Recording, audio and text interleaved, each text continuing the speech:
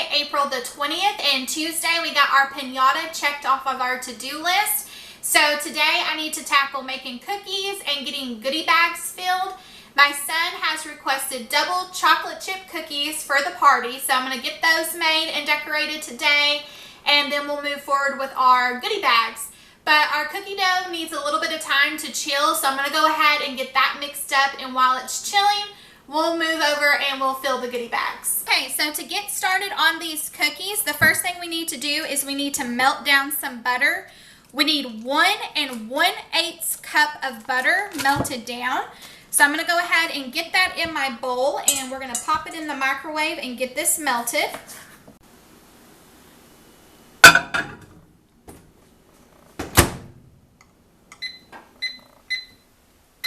So to our melted butter, we're going to add, let's see, 3/4 cup of cocoa powder.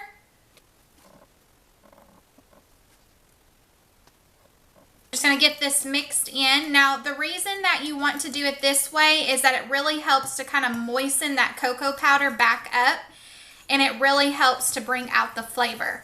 So I'm just going to take a second and get this all mixed together until it resembles a smooth melted chocolate.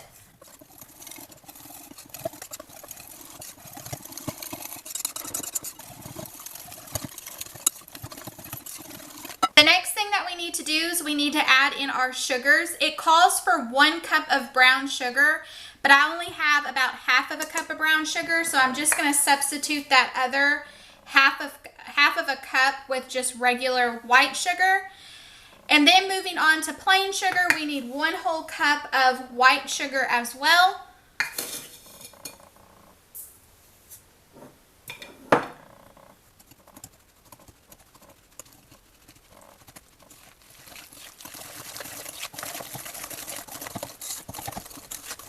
The next thing that I'm going to do is I'm going to add in my salt and my vanilla. It calls for 1/2 teaspoon of salt.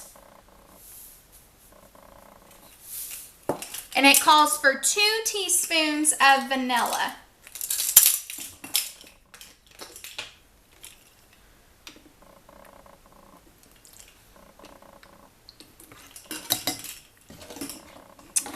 Along with this, we're going to add in 2 eggs, and then we're going to give this a mix.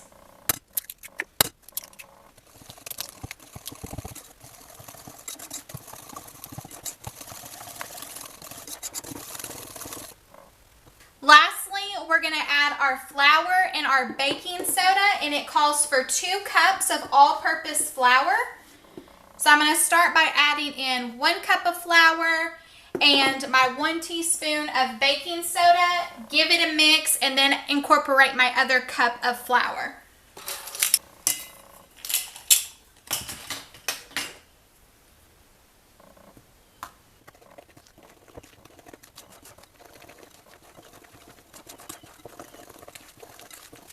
Here's my 2nd cup of flour.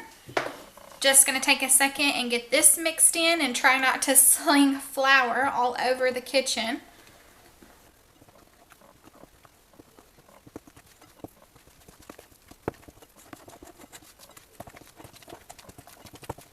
Now to make these double chocolate chip, I'm going to add in 1 whole 12-ounce bag of semi-sweet chocolate chips and get this mixed together, and then we will pop this in the refrigerator to let it chill for about 30 minutes.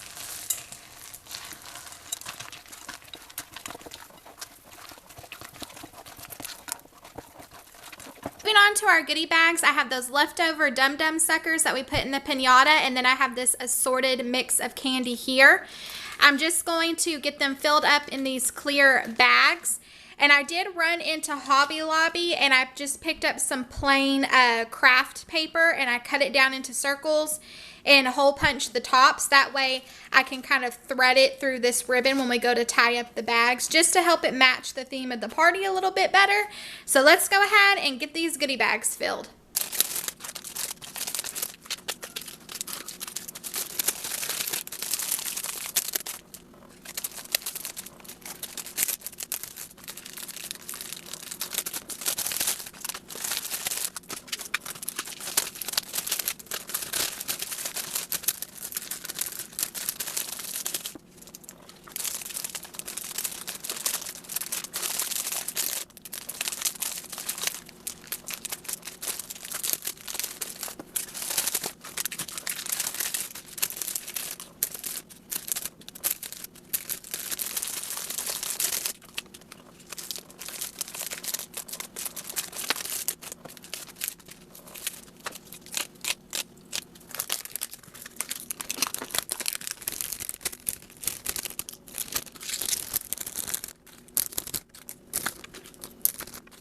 I got all the goodie bags filled. I have 18 here, which was the number of kids coming that we accounted for. But I went ahead and I filled up the extra 9 bags with candy as well, just in case there's a sibling that tags along. That way nobody feels left out. So hopefully this is going to be enough candy, but let's go ahead and move back and check on our cookies. Our cookie dough has chilled up really nicely, so I'm just going to take a 2 tablespoon measurement and get these measured out and dropped onto my lined baking sheet, and get these popped into the oven at 350 degrees. And you're going to let them cook for about 10 minutes just until they seemed set and they're not gooey anymore.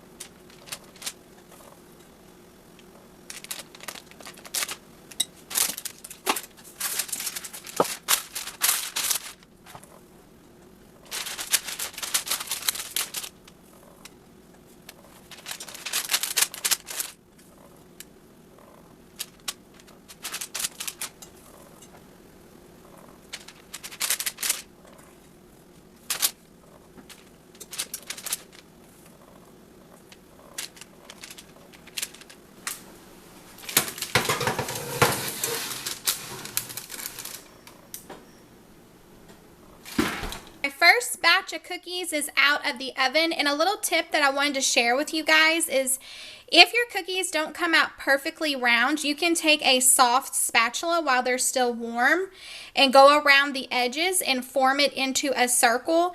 I always do this if I'm taking any kind of cookies to an event, but otherwise I just skip that step.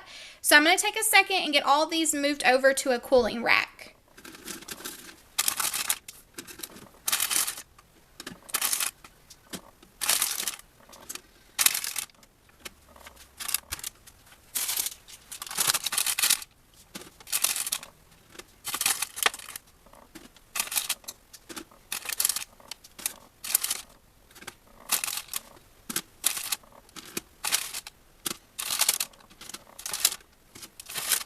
Another quick little tip is if you do not have a cooling rack, I always just pull out the top rack from my oven and put it over my sink with some parchment paper, and it works just the same, works just fine, does its job. So if you need a poor lady's cooling rack hack, there you go. Our cookies have completely cooled to the touch, so now we need to move on to decorating. So I want to give a little backstory because every single time I explain this to somebody, they're like, what are you doing?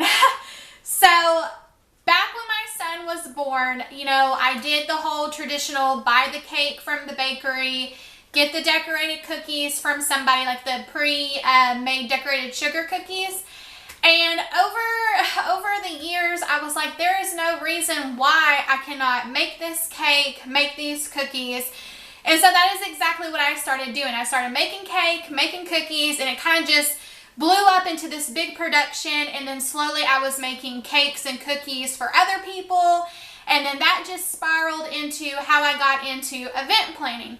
So when it came to the sugar cookies, now I learned how to do it. I was sending them out to people for their parties. But when it came time to do my own parties for my kids, I was like, this is taking too long. I don't want to do this. There's got to be an easier way to do this. So I stumbled across this stuff. And it is basically like a really big piece of duct tape. It's clear. And what I started doing was I would make the cookies like you see me do today. And I would find some kind of printable image that I could print out, and I would wrap these pieces of plain printer paper up into this big piece of duct tape. So when it was all said and done, it was basically like I had a laminated piece of paper. Now, the reason that I did this is when you put this next to icing, if you don't have some kind of sealer on it, it's going to seep through your paper like if a piece of paper was getting wet. So I have found that this is a very quick and inexpensive way to decorate your cookies really fast. You don't have to worry about cookie cutters, making up any kind of special icing, waiting for them to set, and this is a surefire way that you can bust out a lot of cookies without messing up. They all look pretty uniform. So that's what I went ahead and did. I found an image, I printed it out, I got it covered in this laminating paper. So I can link this for you guys in the description box through Amazon, but I always buy mine at Walmart, but sometimes it's kind of tricky. Sometimes I can't find it, but I will link it, and we're going to go through the process. So let's get our cookies moved over. We're going to get them decorated and then head on to the next step. Now, when it comes to the icing for the cookies, I use absolutely nothing special. I get the Great Value frosting. I'm going to do mine in white this time, but, you know, add food coloring to suit whatever kind of color you would like to have. And all I do is I put it into a piping bag, and then I just swirl it onto the top of the cookies. And I don't know if you guys have seen these or not, but they're what would you call this? It already has the icing tip in them, so you don't have to worry about cutting a bag, making sure that the tip goes in and doesn't fall through. So I really like these. They're disposable. You're not stuck washing tips. You're not stuck washing out bags. And I'm sure you guys have probably seen this trick 1,000 times, but in case you haven't, all I do is I put the bag inside of a tall cup and fold it over the edges, and that way it holds my bag up while I fill it up with icing.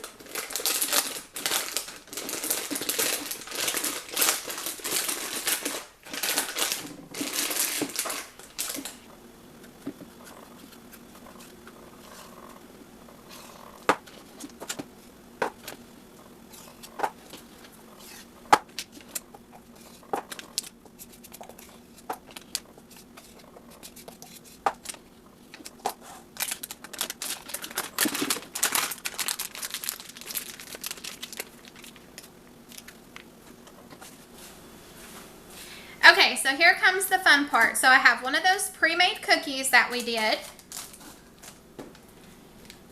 And I'm just going to take my icing and I'm going to start from the outer edge. And I'm going to swirl it around. Just like if you were filling up an ice cream cone. Stop in the middle. And then I'm going to take one of those printed images that we laminated. And I'm just going to stick it right there on the top like that.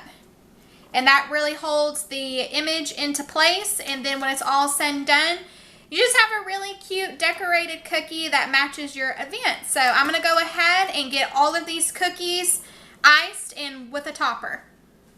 Something that I wanted to mention, if the thick icing really isn't your style and you really want it to kind of lay more flat, you could just put just a little tiny bit of frosting right there in the middle and then put the image right on top like this. And it's more of just a flat type of cookie if that's something that you prefer. But we really enjoy having all of the extra icing. I did forget to mention to you guys that this cookie recipe ended up making me 30 cookies. Well, 29 because I ate one for quality control. But you could probably get more than 30 cookies if you used maybe 1 tablespoon measurements when you were measuring out your cookies, but because I used 2 tablespoons, it did get me 30 cookies. So anyway, less talk, more work.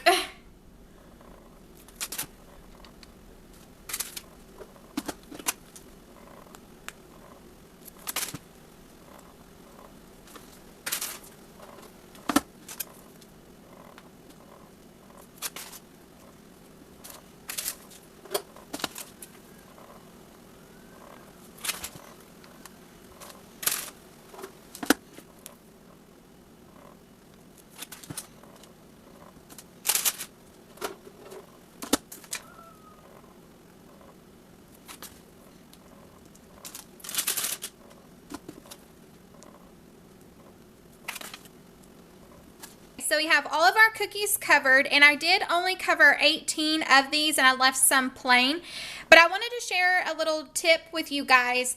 If cookies aren't necessarily your thing, or maybe you're wanting to do cupcakes, you can take the same process with covering these pieces of paper with that laminate tape, and you can tape a Q-tip, not a Q-tip, you can tape a toothpick on the back of these, and they make really good cupcake toppers. I know sometimes it's hard to find a cupcake topper that matches your theme, or if you're looking for something specific. But now that we have all of these covered, let me show you a trick that I learned a long time ago when it comes to making cookies in advance and getting them prepped and ready and saved for your big day. So my tip to you guys, if you want to do any of this in advance, is a long time ago I read from a bakery that they would freeze their cakes and they were freezing their cookies.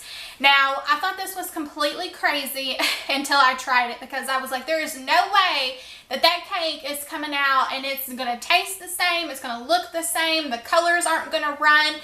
But I started doing it, I trusted the process, and you guys, it really does work. So what I do is I will take my cookies, even though they are fully baked and decorated, and because mine have icing on them, I will put them in the freezer first so that that icing can kind of harden up a little bit for like 30-40 minutes. I'll pull them out, put them on a baking sheet, that way I can stack them up and condense them all down to one sheet. I will wrap that sheet up in so many layers of saran wrap and put them back in the freezer so that they stay fresh until I am ready to use them for my event. Now, obviously, I'm not putting mine in the freezer for months on end before I'm using them, so I cannot tell you if that's a good idea or not because I haven't tried it. But definitely for a few weeks, everything's going to come out fine. They're not going to taste funny. They're not going to taste freezer burnt.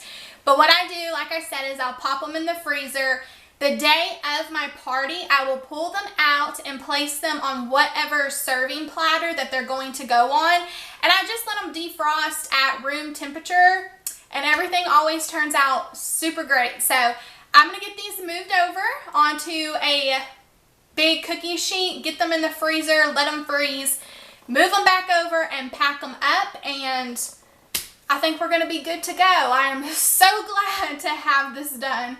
So the cookies that didn't have any icing on them, I went ahead and just put them in this bowl so that I can go ahead and get those popped into the freezer. If you have a big enough bowl, that works great, or if you want to use a Ziploc bag, that works really well too. Since I'm going to use a bowl, and even though it does have a lid, I'm going to put a protective layer of saran wrap right here just in case the lid doesn't create the most perfect seal. Well, I'm going to wrestle with the saran wrap first. Okay.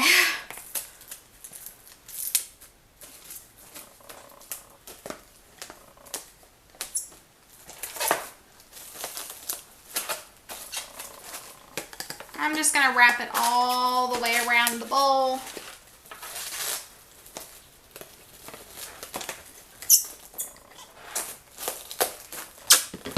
I need scissors.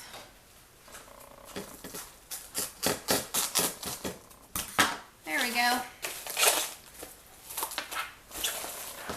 I'm just going to put the lid on top like that. That way it just protects it a little bit better. So I'm going to go pop these in the freezer. Okay, friends, the magic of YouTube. It has been 40 minutes and my icing is pretty firm to the touch. So I'm just going to leave them on this tray and get them wrapped up in this saran wrap and get them stored back in the freezer until we are ready to use them.